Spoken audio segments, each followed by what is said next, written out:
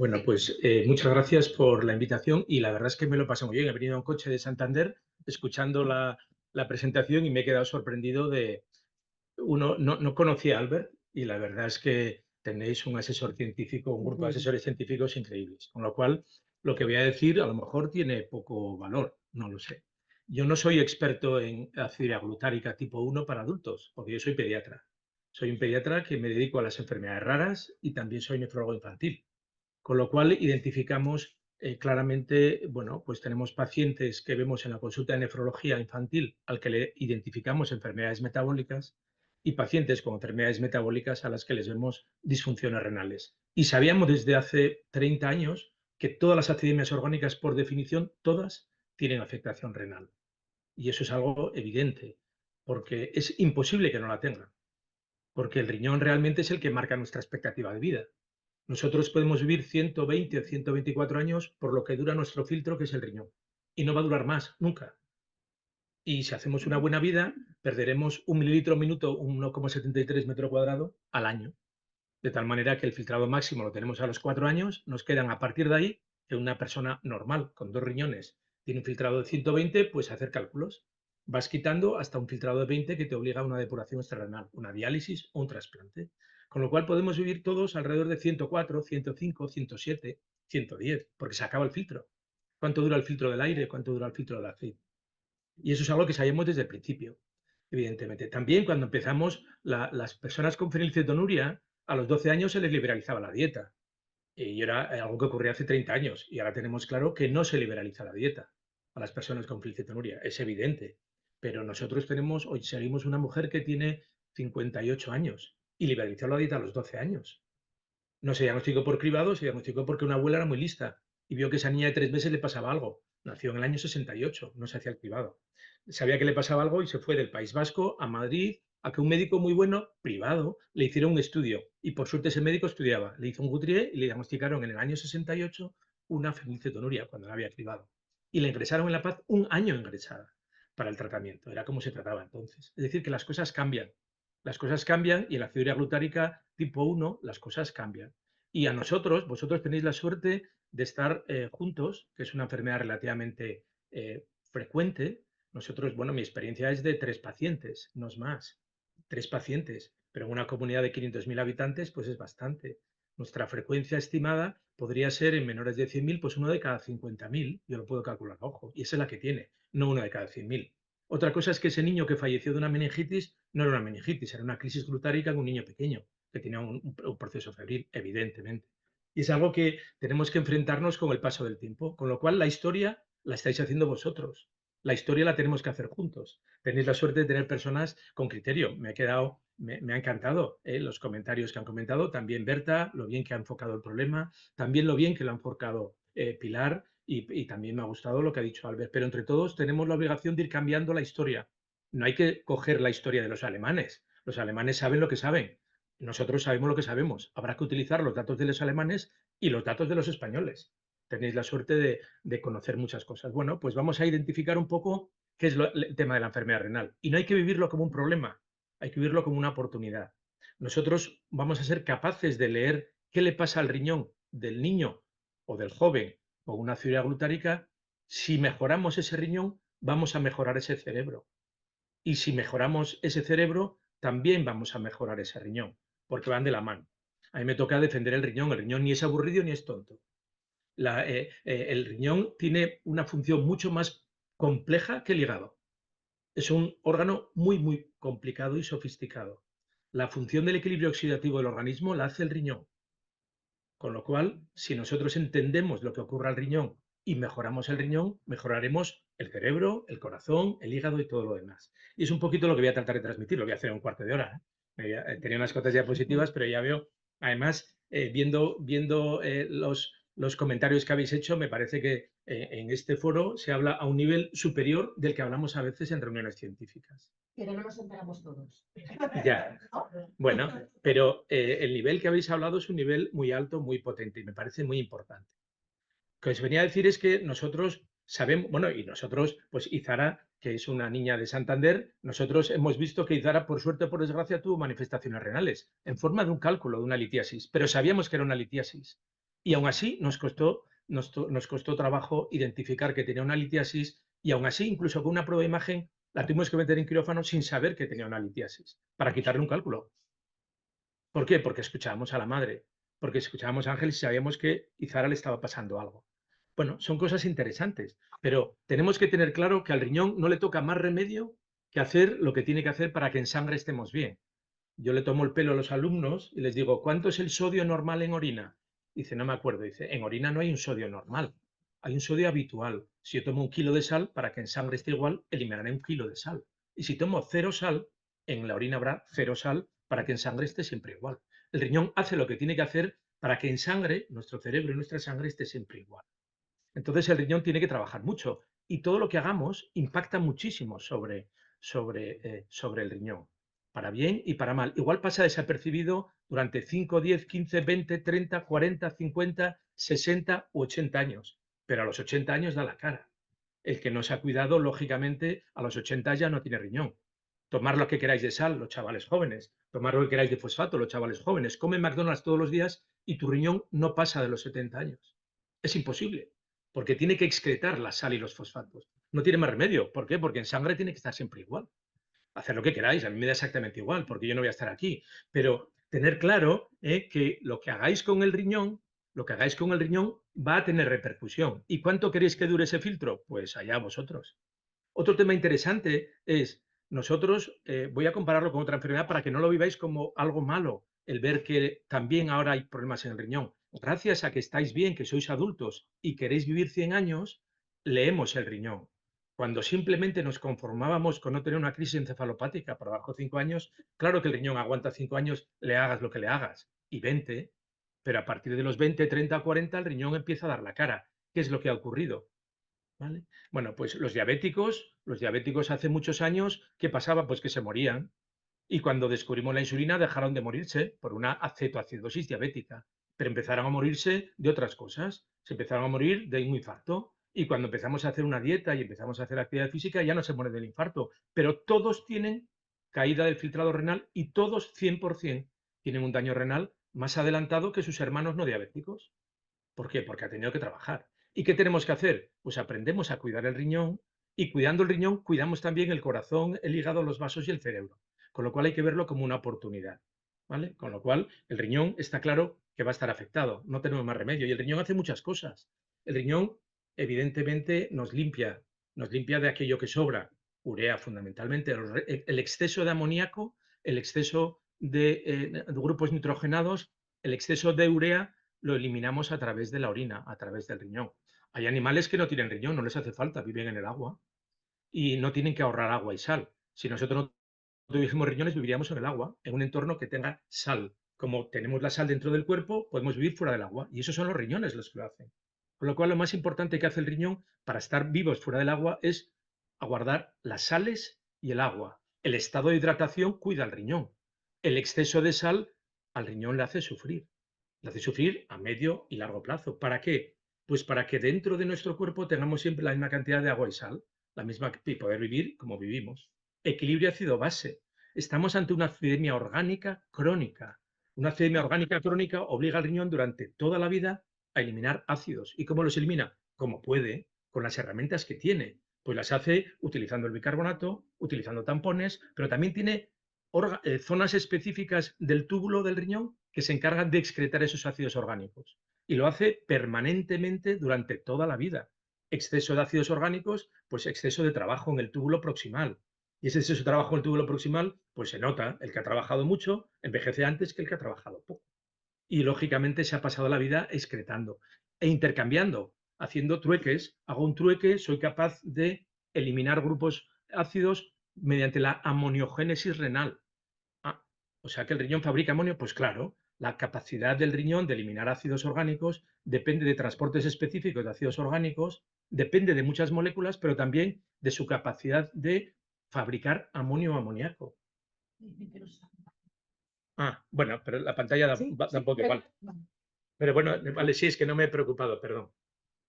A ver, ¿cómo lo hace? Pues me lo haces tú. Bueno, pero que nos da un poco igual. Pero el riñón tiene esas cosas que retiene y equilibra los ácidos orgánicos, retiene y equilibra el agua, elimina algunos elementos tóxicos que tienen que ver con el metabolismo de las proteínas, la regulación, ya está, ¿no? La regulación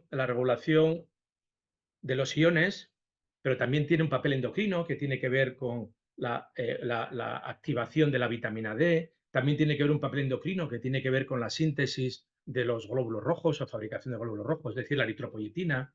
Es decir, que tiene muchas funciones que exceden a lo que es simplemente el estado eliminación del amoníaco. Algo muy interesante que le comento siempre a los alumnos, y no, evidentemente no aparece en las guías, para que sepáis, los recién nacidos, los bebés pequeños, menores de 4 meses, no lloran de hambre, lloran de sed, porque el riñón es fisiológicamente inmaduro y por eso hacen 20 veces pis, permanentemente haciendo pis para tener un llanto irritable de sed, cuya madre responde, no tiene más remedio, porque es un llanto irritable, para darle de comer cada 2 o 3 horas. Y eso es fisiológico, porque si yo tengo la rueda pinchada del coche y no la hincho un día al mes, la tendré que hinchar cada 3 o 4 horas. Nacemos con el riñón pinchado, dicho de una forma muy simple. El riñón pierde agua durante los primeros meses de vida para deshidratarnos y tener un llanto por sed, no de hambre.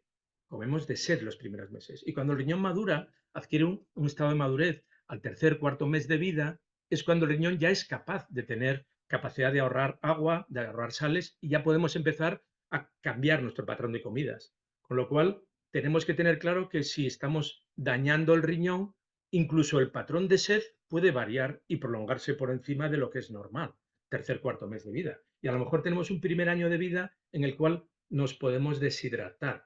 Si ese periodo, en vez de durar 3, 4 meses, por culpa de que el riñón tiene que eliminar muchos ácidos orgánicos, a lo mejor tenemos que prolongar esa comida de cada 3, 4 horas durante el primer año de vida. Y no lo estoy leyendo desde el punto de vista metabólico del hidroxiglutárico, estoy viéndolo desde el punto de vista del riñón. El riñón no tiene más remedio que retrasar su maduración porque no es capaz de manejar adecuadamente esas bombas específicas que eliminan ácidos orgánicos al tercer o cuarto mes. Y eso no se sabe. Sabemos que existe en el niño adulto, en el niño y en el adulto, pero en el lactante no lo hemos estudiado. Es muy difícil, es imposible. Y como decía muy bien Albert, no podemos correlacionarlos directamente con el ratón, porque el ratón tiene otros periodos, y la rata otros, y el mono otros, y el cerdo tiene otros. Es decir, que cada especie tiene su propio patrón de maduración. Y eso es algo que está fisiológicamente muy adaptado a nuestra condición. Y cuando tenemos una interferencia grave, como puede ser una enfermedad como una aciduria glutárica tipo 1, no conocemos cómo es la normalidad dentro de las personas con aciduria glutárica tipo 1. Yo comparo a mi niño con los niños que son como él, pero si es diferente no los puedo comparar. Yo no puedo comparar un bebé recién nacido o un lactante de 6 meses con aciduria glutárica tipo 1 que con un bebé de 6 meses que no tenga una aciduria glutárica tipo 1. Porque en uno ya han madurado los transportadores específicos de ácidos orgánicos en el túbulo renal y en el otro no han madurado todavía y no madurarán hasta el año de vida, con lo cual habrá que mantener ese patrón durante tiempo. Y ya estoy adelantando lo importante que es la hidratación, porque el riñón no tiene más remedio que funcionar con agua. Si yo tengo que fregar esta habitación, necesito agua y jabón. Yo soy el riñón, somos dos para fregar esto. Si el de al lado es vago, trabaja poco y me gasta el agua, pues casi prefiero que me lo quiten. Lo hacemos los nefrólogos, quitamos un riñón en mal estado porque para lo poco que haces me gastas todo el agua. Yo necesito todo el agua para fregar todo esto. Es decir, que tenemos elementos que desconocemos, cómo está de maduro ese riñón en cada momento de la vida y que los papeles del riñón son muchos, además de lo que estamos hablando. Bueno, la fisiología renal excretamos el nitrógeno en forma de urea porque el amoníaco es muy tóxico. Los animales que fabrican amoníaco y no tienen esta capacidad de ureagénesis, de fabricar urea, lo eliminan directamente al agua, viven en el agua. Nosotros lo transformamos en algo que es poco tóxico, ese amoníaco, que es urea. Y acumulamos en urea un montón de sustancia que toleramos razonablemente bien, que es muy soluble en agua y la eliminamos por la orina. El riñón elimina lo que sobra del nitrógeno ureico a través de la orina sin ningún problema. Y utiliza ese elemento también para ser capaz de mantener el equilibrio del pH en sangre. Y lo que hace es fabrica NH4 a partir del amoníaco NH3 para acidificar y eliminarlo. Con lo cual somos capaces de mejorar y equilibrar el pH en sangre fabricando amoníaco. Y si no fabrica amoníaco, pues ya vamos mal, porque no soy capaz de eliminar esa acidosis. Y para fabricar amoníaco, el riñón necesita sus sustratos, entre ellos la glutamina. Y la glutamina viene de la dieta. Evidentemente, una dieta muy restrictiva al riñón le estoy machacando. Y el exceso de proteínas también le está machacando. El exceso de proteínas le machaca al riñón y el déficit de proteínas machaca al riñón. Y el riñón tiene además la función de equilibrar el pH y el equilibrio redox. Todo lo que hablamos de la mitocondria, fenomenal, pero el órgano regulador del estado oxidativo es el riñón. Fijaros la cantidad de tareas que tiene. Pobre riñón, le hacemos poco caso. Como tenemos dos, pues le hacemos poco caso. Pero bueno, fijaros la cantidad de nombres raros que estoy poniendo aquí. Transportadores específicos de diferentes sustancias. Nuestro riñón se ha ido adaptando a nuestra, evolutivamente nos hemos ido adaptando a lo que tengo que excretar. Esto, bueno, pues ahora lo excreto de una forma general y si en esta especie eso es importante, desarrollo un transportador específico que es muy eficiente o eficaz para fabricar eso. Y a lo mejor el ratón no tiene que desarrollar o hacer un transportador específico. Bueno, algunas sustancias se eliminan por el sudor y por eso huelen los niños con una enfermedad metabólica, porque esos metabolitos, esos ácidos orgánicos volátiles se evaporan, pero el riñón también tiene capacidad de eliminarlos en el agua. Y como veis, son muchos túbulos. Bueno, y vemos que las manifestaciones renales de una enfermedad metabólica son muchas, pero es que puede haber, la más importante para nosotros es que el paciente tenga una acidosis, que la tiene por su acidemia, y una acidosis y una deshidratación. Se deshidrata de una forma superior a lo esperado. El riñón no es capaz de hacer lo que tiene que hacer. A lo mejor porque le estoy obligando a trabajar mucho, o a lo mejor porque ya está dañado, o a lo mejor que sistemas especializados para una cosa no ha tenido más remedio que para adaptarse a esa circunstancia utilizarlos para otra cosa, con lo cual es un talón de Aquiles de una persona con una acidemia arvénica, que tenga situaciones de acidosis. No, y encima le damos poca glutamina y encima tiene un estado redox probable y además deshidratado. El pobre riñón hace lo que puede y durará lo que tenga que durar. Y eso de lo que estamos hablando casi todo tiene que ver con el túbulo, la forma en la cual el riñón es capaz de recoger y excretar cosas específicas. Todos nosotros fabricamos 200 litros de orina al día en la zona del glomérulo, en el filtrado. ¿Y ese filtrado que hay que hacer? Pues habrá que rescatar casi todo, volver a meterlo para adentro, porque si no sería incompatible con la vida. El túbulo proximal reabsorbe los primeros 180 litros. Fijaros el trabajo que tiene que hacer. Energía dependiente. Tiene que movilizar una cantidad de agua tremenda, porque el primer filtrado es un filtrado como un cedazo. ¡Pac!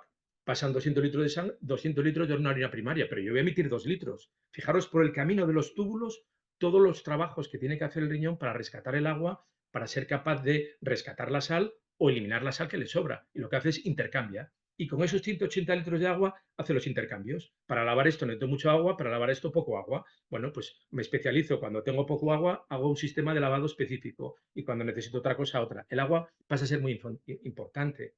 Entonces, nosotros vemos que los pacientes se deshidratan, pueden tener disfunción tubular y pueden tener muchas manifestaciones. Nefrocalcinosis se calcifica la formación, el manejo del calcio, el manejo del fósforo, se calcifica como la manguera de la lavadora que se pone calcificada en blanco, pues si le pasa lo mismo al riñón, nefrocalcinosis. No tiene nada que ver con piedras, que también puede formar piedras. Son parecidos, pero no son iguales. Litiasis, eliminación de cristales, no pasa nada porque elimine cristales, eso dices tú, algún cristal se queda dentro y ya crecerá y hará una piedra. O ese cristal se queda en la pared y se produce una rigidez y calcificación de determinados túbulos.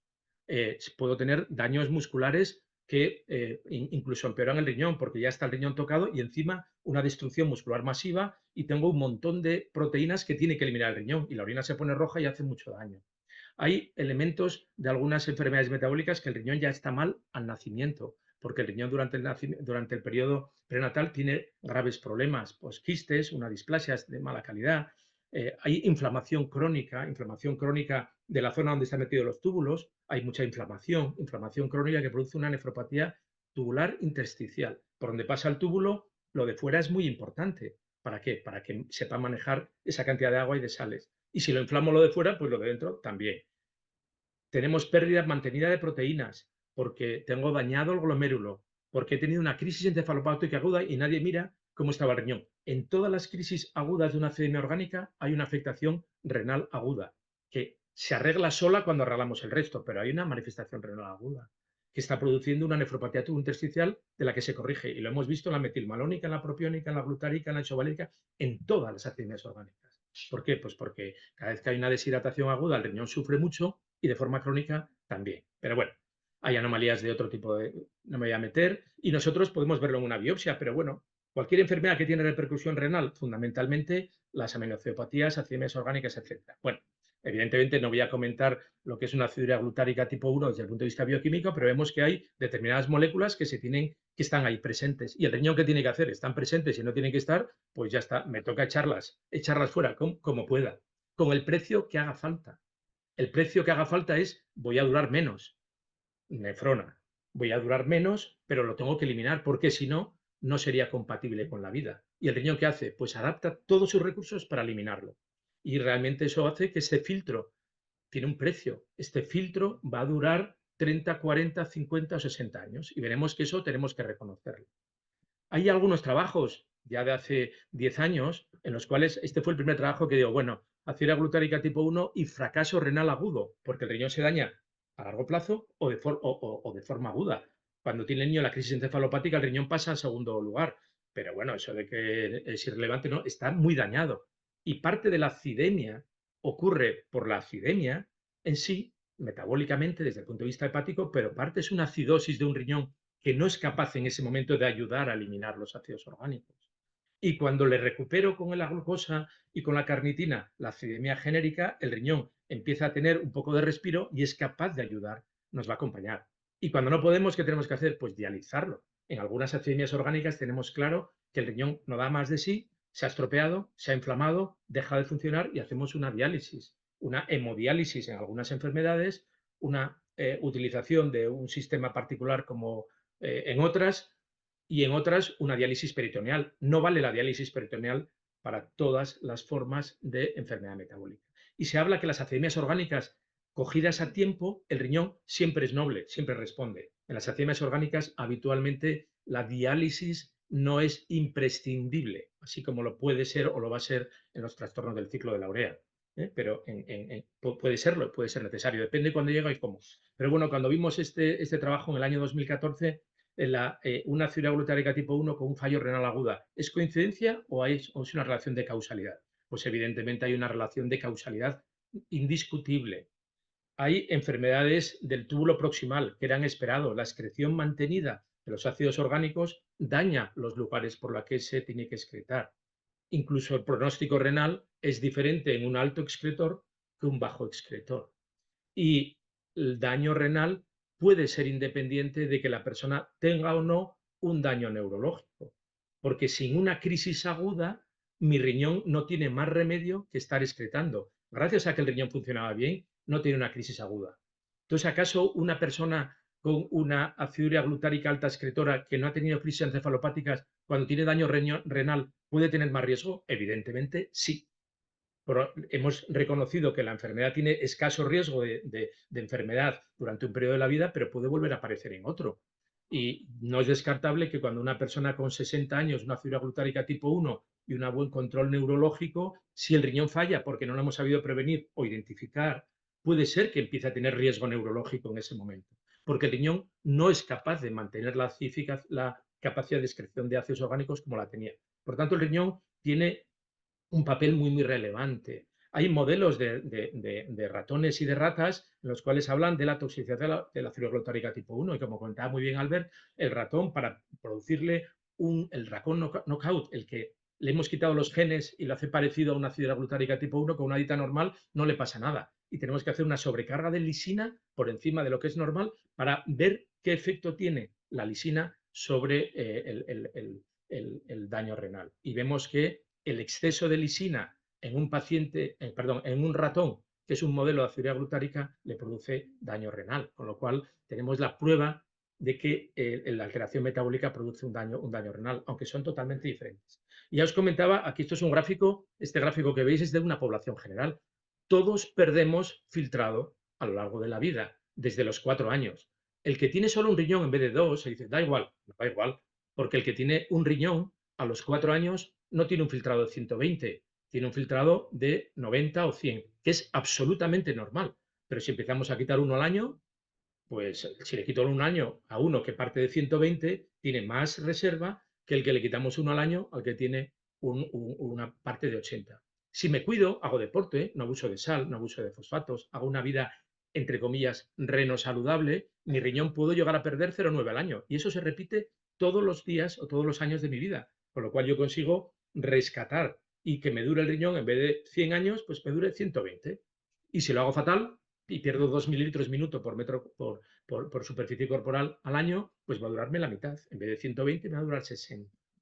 ¿Y a quién le dura menos? Pues al que lo sobrecarga más. Es tan de perogrullo que llama la atención que no hayamos reflexionado sobre ello. ¿Y por qué no lo hemos hecho? Porque no teníamos esa pregunta, porque bastante nos servía con que los pacientes no tuvieran una crisis encefalopática los primeros años de vida o meses de vida, ¿no? Entonces, hemos superado esa fase y ahora queremos otra cosa. Dentro de unos años hablaremos una mujer con una aciduria glutárica tipo 1, una forma excretora grave, que quiera quedarse embarazada y que considere que no quiere poner en riesgo su daño renal. Es decir, cada vez nos exigimos más porque tenemos que aprender más. Aquí en la gráfica, como veis, un paciente normal tiene a lo largo del tiempo va perdiendo el filtrado y hay personas en la raya azul lo pierden de una forma moderada, los que vivimos en una vida de estrés, una forma moderada o acelerada o muy rápida. Los que tienen una forma muy rápida van a dañar el riñón en poco tiempo. Las personas diabéticas tienen más caída del filtrado y las personas diabéticas saben que tienen que cuidar el riñón si quieren vivir 100 años, porque si no cuidan el riñón no van a superar los 40, 50, 60 años. Pero es que hace 50 años no era así, porque contener la insulina ya era bastante. La insulina primero era de cerdo y teníamos que evitar que hiciéramos anticuerpos. Ahora la insulina ya es humanizada y ya no hacemos anticuerpos frente a ella. Vamos cambiando nuestra forma de aproximarnos. A los diabéticos ya no lo sigue ni el médico, ni la enfermera, ni el nutricionista. Ahora lo sigue un entrenador personal. ¿Por qué? Porque eso está superado. La dieta, la insulina ya está superado. Ahora yo lo que quiero es vivir 100 años en plena forma. Pues necesito hacer actividad física. Pues tu tatarabuelo que era diabético no, porque tenía insulina de cerdo y entonces bastante tenía con no morirse de una cetoacidosis diabética. ¿Vale? Y entonces vemos que hay una pérdida de la función renal que cada vez que tenemos una crisis encefalopática vamos a producir una caída del filtrado que nos cambia la curva. Los pacientes que han tenido 3, 4 y 5 descompensaciones están en un estado peor que los que han tenido ninguna descompensación. Pero el riñón es capaz de recuperarse, así como el cerebro no, el riñón es capaz de recuperarse, mientras no hayamos dañado de forma irreversible algunas lesiones. Bueno, aquí vemos, bueno, serían formas en las cuales yo puedo proteger el riñón, que no voy a entrar, alteraciones funcionales descritas en las personas con acidosis butárica, voy un poquito rápido, bueno, pues las tubulopatías. Personas que tienen problemas en el túbulo, cómo manejamos el agua, los iones, etcétera, tenemos modelos animales y en las personas no lo hemos estudiado. Tenemos que estudiarlo. ¿Por qué nosotros como clínicos en la población de personas con aciduria butárica tipo 1 no identificamos qué daño tubular está ocurriendo? Porque es en la primera parte del túbulo cuando se reabsorbe el agua, o es en la segunda parte del túbulo cuando se excreta la sal, o es en la última cuando se tiene que reequilibrar la sal, no lo sé. ¿El problema fundamental es de la amoniogénesis? No lo sé. Lo que sí tenemos claro es que en las series de pacientes alemanes, pero estamos hablando de 3, 5, 7 y 10 pacientes, entre el 20 y 25% de las personas con aciduria glutárica tipo 1 detectada en el cribado, a partir de los 12 años de edad ya tienen una caída del filtrado respecto a sus iguales. El 20% tiene una caída del filtrado. Era lógico. Han trabajado 10 veces por encima de lo que ha trabajado el riñón de un niño de 12 años para que esa persona fuera al colegio, aprendiera y respondiera a la atención temprana, para que fuera al colegio, respondiera al aprendizaje motor, para que respondiese adecuadamente a ese sobreesfuerzo que supone el hacer una terapia física para conseguir unas habilidades. Ese riñón no tiene más remedio que pagar un precio. El precio es razonable. No nos importa que un niño de 12 años tenga un filtrado de 100 en vez de 108 como le correspondería, pero nos está demostrando que le ha bajado. Es decir, ¿hasta dónde tenemos expectativas de que dure? Pues habrá que cuidarlo. Hay casos descritos de síndromes nefróticos, niños que tienen una inflamación con una pérdida de proteínas, una enfermedad muy grave, pero que es fácilmente manejable con corticoides. Hay casos descritos de niños, y por eso les miramos, pues hay que ahora cuando tenemos una orina miramos siempre la albuminuria y la proteinuria, y la alfa-1 microglobinuria. ¿Por qué? Vemos proteínas que no se tenían que perder, que se pierden. Hay algunos datos, luego lo comentaremos, interesantes. Cuando nosotros miramos los análisis de sangre normales, entre comillas, de una persona con una aciduria glutárica tipo 1, igual que la de muchos diabéticos, está mejor que la media. Mejor para la creatinina, porque hace una dieta baja en proteínas. Mejor para la creatinina porque tiene proteinuria. ¿Las miro las proteínas en orina? Porque si yo pierdo proteínas por la orina, tengo un hiperfiltrado. Pero ese hiperfiltrado no es que esté mejor, es anticiparme de que voy a ir a peor. Cuando nosotros protegemos el riñón, a veces les bajamos el filtrado. Trabaja menos para que te dure más. A veces utilizamos fármacos en el diabético para bajarle el filtrado de 140. Si lo normal era 120, pues mi padre tiene 140. Ese hiperfiltrado es el preludio del daño. ¿Porque le has mirado la cantidad de albúmina que tiene la orina? No. Pues entonces lo estás haciendo mal. Una cosa es el filtrado, lo que limpio, y otra cosa es cómo se comporta todo el riñón. ¿Tiene proteínas en la orina? No. ¿Tiene albúmina en la orina? No. ¿Tiene proteínas chiquitinas en la orina? Alfa-1 microglobulina, tampoco. Pues entonces está fenomenal. Pero tiene una acidemia orgánica. Pues yo te pregunto, ¿y cómo está la monogénesis renal? ¿Cómo? Eso no lo entendemos la mayoría de los médicos. No lo hemos incorporado a nuestros criterios. No está incorporado en el grupo de los alemanes. ¿Por qué? Porque las personas que hacen o que siguen una enfermedad metabólico hereditaria, bastante tenemos con que no haga una crisis encefalopática. Bastante tenemos con que la familia sepa tratar la fase aguda, pero tenemos que seguir avanzando. Si conocemos aspectos del riñón, igual utilizando o protegiendo el riñón, estamos protegiendo el cerebro. Probablemente van a ir de la mano. Si sobrecargo menos el riñón, el cerebro probablemente esté mejor. Hay fracasos renales agudas, hay síndromes hemolíticos urémicos, eso lo vemos en cualquier estado inflamatorio brutal del organismo. A veces el paciente se produce una inflamación dentro de los vasos y se producen tapones, una microangiopatía trombótica, los vasos pequeños se inflaman y tengo trombos en todo el cuerpo a la vez. Es una enfermedad gravísima que los nefrólogos vivimos. Nosotros en Cantabria, pues una vez al año o 2 veces al año, tenemos un niño que tiene una microangiopatía trombótica. La causa más frecuente es por una intoxicación de un coli. ¿Os acordáis cuando hubo no sé qué productos que echaron la culpa a la fruta española que tenía un tóxico? Una toxina que tienen determinados gérmenes produce una respuesta inflamatoria tan brutal que al final se producen microtrombos y un fallo renal multisistémico.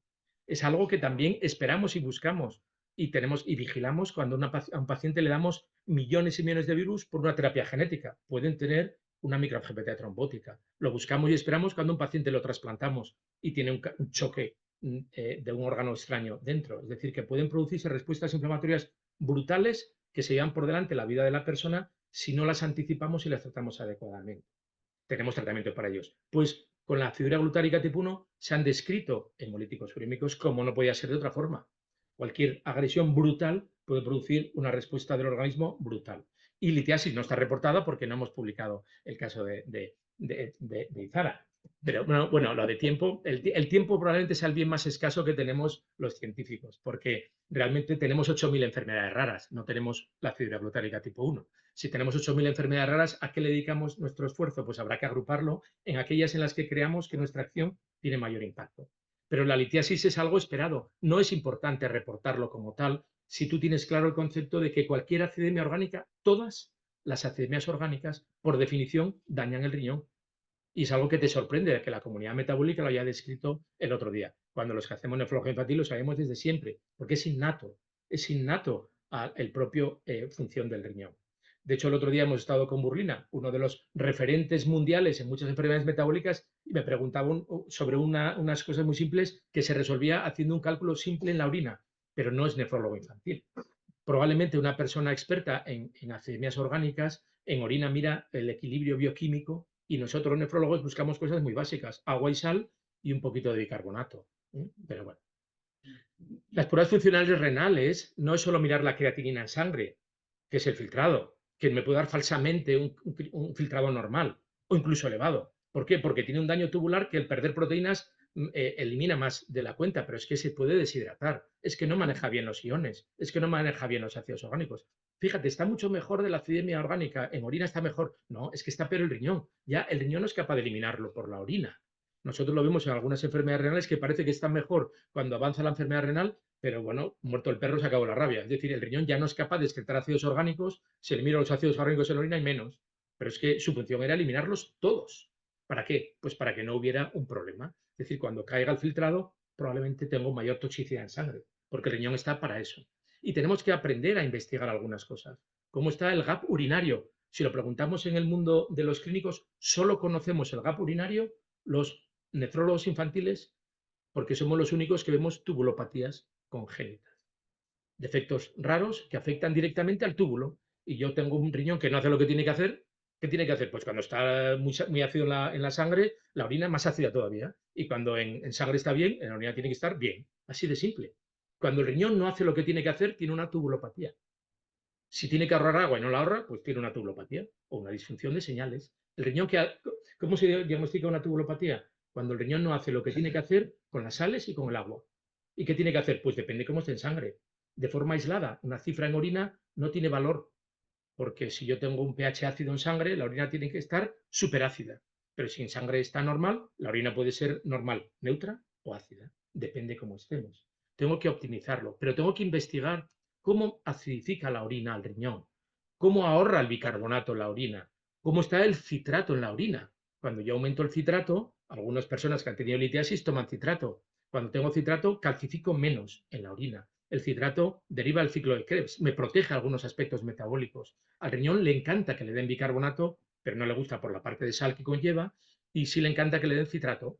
Le dan citrato y dice, con esto ya los ácidos orgánicos me hacen menos daño.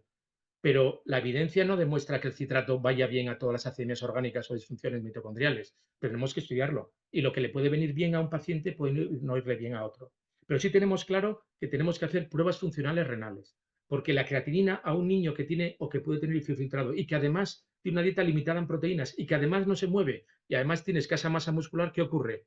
Que lo que usamos para medir el filtrado es la creatinina, tiene origen muscular y tiene que ver con la dieta. No nos sirve la creatinina para evaluar el filtrado en un niño con una acidemia orgánica sometido a una dieta restringida en proteínas. Y es algo que no lo tenemos claro el 100% de los clínicos. Tenemos que mirar otro parámetro que es un poco más caro, que no lo tengo de urgencias, pero que me ayuda. Cistatina C. La cistatina C no depende ni de la masa muscular, ni de la dieta rica en proteínas, ni depende de aspectos ligados al metabolismo energético. Cuando ves a un paciente de 30 años, la creatinina y la cistatina C son equivalentes, si es una dieta normal. Pero cuando veo a un niño de 2 años con poca masa muscular y que come pocas proteínas, no son equivalentes. Fijaros aquí, en esta gráfica de la derecha, la gráfica con las líneas negras, vemos en la izquierda un filtrado estimado por creatinina en un paciente con una dieta restringida a proteínas con una acidemia propiónica y el mismo paciente a la derecha con estimada por cistatina C. Y te das cuenta que tienen de promedio un 30-40% infraestimación del filtrado por mirarlo por la creatinina. Con lo cual puede ocurrir que algunos de los adultos en los cuales digamos que el filtrado está normal, no esté normal y además solo hemos evaluado la parte del filtrado. Tenemos el filtrado y la función tubular. Tendremos que ver cómo se comporta. Tenemos que mirar una serie de parámetros que son el filtrado, pero también tengo que evaluar la capacidad del riñón de acidificar, porque esa capacidad del riñón de acidificar la orina igual se pierde con el tiempo. Igual no, seguro que se pierde con el tiempo. En parte porque se inflama la parte en la que se eliminan los ácidos y en parte porque el riñón no tiene la capacidad de eliminarlo por el mecanismo de la amoniogénesis, porque metabólicamente está tocado. Es decir, que tenemos que mirar el riñón.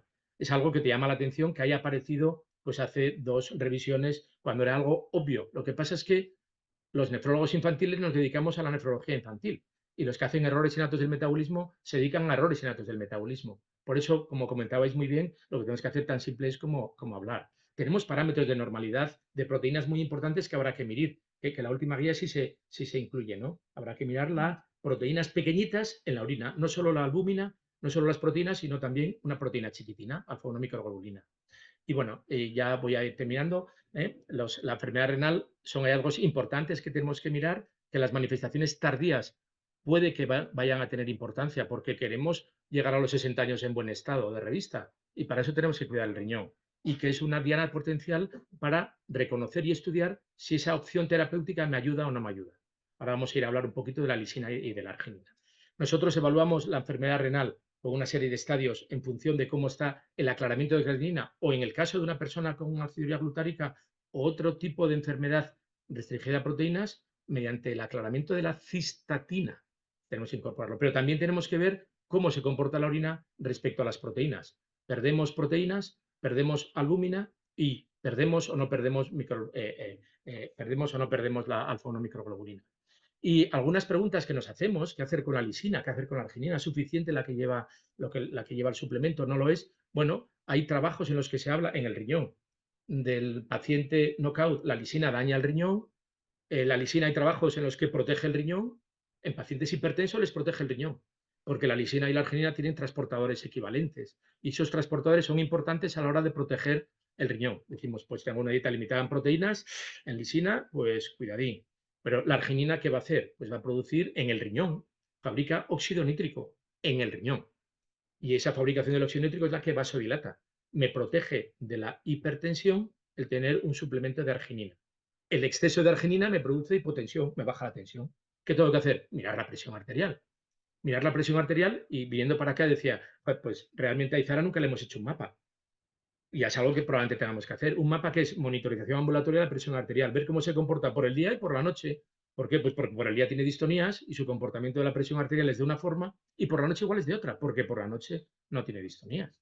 Con lo cual tendremos que evaluar cómo se comporta la presión arterial por el día y por la noche. Es algo bueno, bonito y barato. ¿Y me da información? Sí. ¿Para qué te da información? Pues a lo mejor me da información para saber si el aporte de arginina es suficiente. A lo mejor el aporte de arginina era suficiente con 10 años y no lo es con 20, porque a lo mejor se ha dañado parte de la función renal por estar eliminando ácidos todo el día y ya no tiene capacidad de fabricar óxido nítrico. Es decir, que es complejo, pero tenemos que entender que esto es dinámico y evolutivo y cambiante y que éramos incapaces de tener estos datos porque no había una población de adultos de 40 años con hipertensión o sin hipertensión con aciduria glutárica tipo 1. Por lo cual la historia la tenemos que escribir, no tenemos más remedio. Y para eso tendremos que hacer, yo creo que voy a tener que terminar. Bueno, hay unas medidas para prevenir la enfermedad renal crónica que para vosotros lo más importante es que los niveles de arginina se mantengan normales o la respuesta de la arginina en forma de óxido nítrico se mantengan normales, pero sobre todo no abusar de la sal y darle agua de la forma mejor posible. Y vigilar y monitorizar el metabolismo del calcio. Existen metabolismos de la lisina que directamente están asociados con la sal, es decir, que cuando yo modifico la cantidad de sal de un sujeto, modifico el metabolismo de la lisina. ¿Quién nos iba a decir que a lo mejor una parte importante para equilibrar algunos aspectos de la fibra glutárica era controlar y monitorizar el consumo de sal? Cosa que dice, pues ¿por qué? Pues porque directamente tiene que ver con el metabolismo de la lisina a nivel renal. Lo había comentado antes Pilar, la insuficiencia renal aumenta el marcador bioquímico de la aciduria glutárica, la mujer embarazada con aciduria glutárica va a tener el marcador su hijo, es decir, que vemos que tiene mucho que ver. La propia acetilcarnitina que se eleva, la glutarilcarnitina que se eleva en la aciduria glutárica tipo 1, también se eleva en la insuficiencia renal crónica. Con lo cual, probablemente la aciduria glutárica tipo 1 sea un modelo de insuficiencia renal crónica y la insuficiencia renal crónica nos ayuda a entender cosas que le pasan a las personas con aciduria glutárica. Para prevenirlo, pues tenemos lo que hemos comentado y la tercera recomendación que tenía, pues habla ya, por suerte, de algo relacionado con la arginina y habla algo de la función renal. La función renal, si os dais cuenta, nos habla que tenemos que hacer cada cierto tiempo una serie de parámetros que incluyen la creatinina, la cistatina C, es algo que tenemos que tener claro, y el filtrado glomerular, si es aplicable, y una muestra aislada, analizar algunos aspectos. Lo dejo ya. Bueno, y esto sería la parte nueva. La parte nueva es que, evidentemente, la parte nueva, que lo tienen que hablar mis compañeros, o la parte terapéutica, es que nos hemos planteado que la glutarilización de la lisina es algo importante sobre lo que podemos actuar, pero sobre todo que hay algunos enzimas en la aciduria glutárica tipo 1 que se ven empeorados o modificados por otras rutas paralelas que tienen poco significado, que es la aciduria glutárica tipo 3. De tal forma que cuando nosotros somos capaces de actuar frente al enzima de la aciduria glutárica tipo 3, somos capaces de rescatar parte de los problemas asociados a la glutárica tipo 1. Y lo que es más interesante de esta apreciación, que todavía no está en una fase de estudio, pero tenemos una diana terapéutica de un enzima que si la bloqueo con moléculas pequeñas, con moléculas que puedo tomar por boca, probablemente deje o mejore la aciduria glutárica tipo 1 porque el riñón tiene que eliminar menos ácidos orgánicos porque se fabrican menos ácidos orgánicos. Y curiosamente, la medicación que se utiliza in vitro es un antihipertensivo, el mismo que utilizamos para proteger el riñón en las personas con diabetes. Utilizamos IECAS o ARA2, medicaciones que se unen específicamente a este enzima de la aciduria glutárica tipo 3. El problema es que estos medicamentos son útiles in vitro y no se ha demostrado en la rata y en el ratón que sean útiles in vivo. Pero a lo mejor tenemos la oportunidad de ese paciente adulto que tiene microalbuminuria, le doy un IECA y no solo mejora la parte renal, sino que también mejora la parte neurológica porque le estoy mejorando la parte neurológica. Es algo que tenemos que ver, que es muy interesante. Y luego las terapias genéticas de reemplazo de la enzima, pero también ser capaces de evitar o modificar el flujo de metabólico de la lisina mediante CRISPR, con lo cual hay opciones terapéuticas dando lo que falta o modificando otras rutas alternativas como puede ser esto, porque el metabolismo de la lisina y de la arginina es tan complejo que podemos abordarlo con imaginación bajo diferentes perspectivas. Y lo que más me ha gustado de todo esto es que hay personas investigando, grupos de trabajo investigando en opciones avanzadas para la fibra glutárica tipo 1 porque se considera que a día de hoy no tenemos una opción terapéutica suficientemente buena. Es decir, que nosotros tenemos evidencia y sabemos tratar, prevenir las descompensaciones en los primeros 36 meses de vida, pero todo lo que nos queda por delante es una cosa en la que tenemos que trabajar conjuntamente. Y simplemente os venía a decir, el riñón no es tan aburrido y el riñón no es tan tonto. Desde el riñón podemos ser capaces de encontrar claves para mejorar el pronóstico de vida y de función de muchas personas con fibra glutárica tipo 1. Ya está. Muchísimas gracias.